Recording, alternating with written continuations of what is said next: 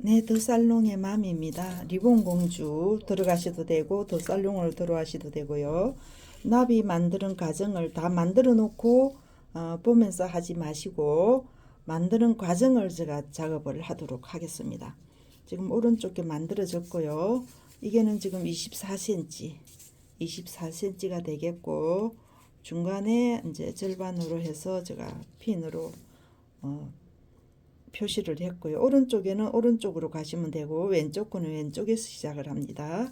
일단 이제 기준점이 진주핀 있는 곳이 중앙 주심점이 되겠습니다. 이렇게 해서 왔어요.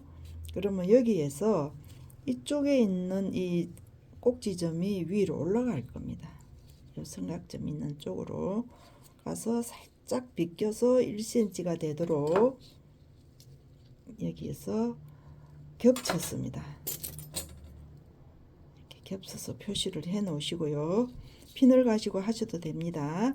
이렇게 해 놓으시고 여기에서 오른쪽에 있는 리본을 밑으로 접었습니다.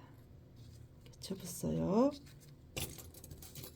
여기도 이렇게 표시를 해 주시고 뒤쪽에 있는 이 꼭지점을 위로 올라가서 여기서 만났습니다. 이 부분에서 지금 만났어요. 여기도 이렇게 표시를 해주세요.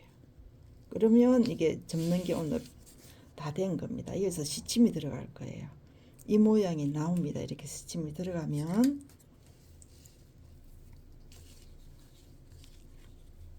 이렇게 작게 해서 시간을 작업을 하도록 하겠습니다. 그래야지 우리 보시는 선생님들도 힘들지 않으시고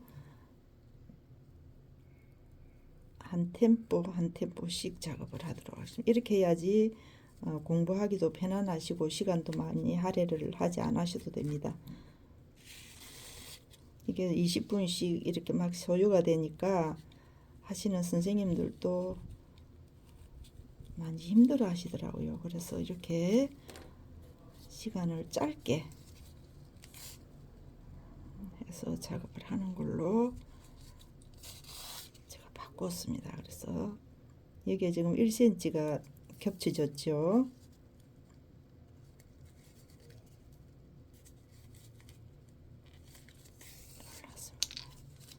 이렇게 해서 핀 뽑으시고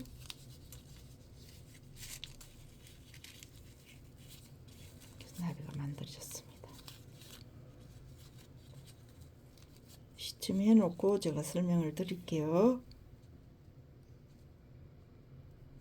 이렇게 안 하고 한 쌍을 다 완제품을 완전히 다 만들려 그러면 16분 20분씩 이렇게 걸리거든요.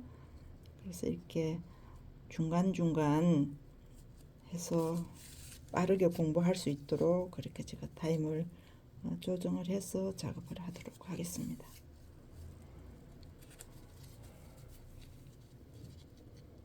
이렇게 한꺼번에 다 뜨기가 힘드시면 이렇게 나누어서 뜨셔도 됩니다.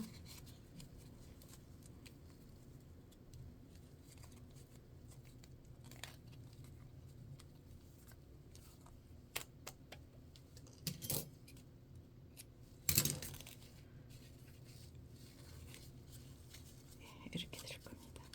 이렇게 해서 나비가 완성이 될 거예요. 이렇게 될 건데 이제 밑에 받침나비 이제 만들어서 완성하는 것까지 다음 시간에 하도록 하겠습니다. 구독, 좋아요 부탁드리고요. 다음 시간에 뵙겠습니다.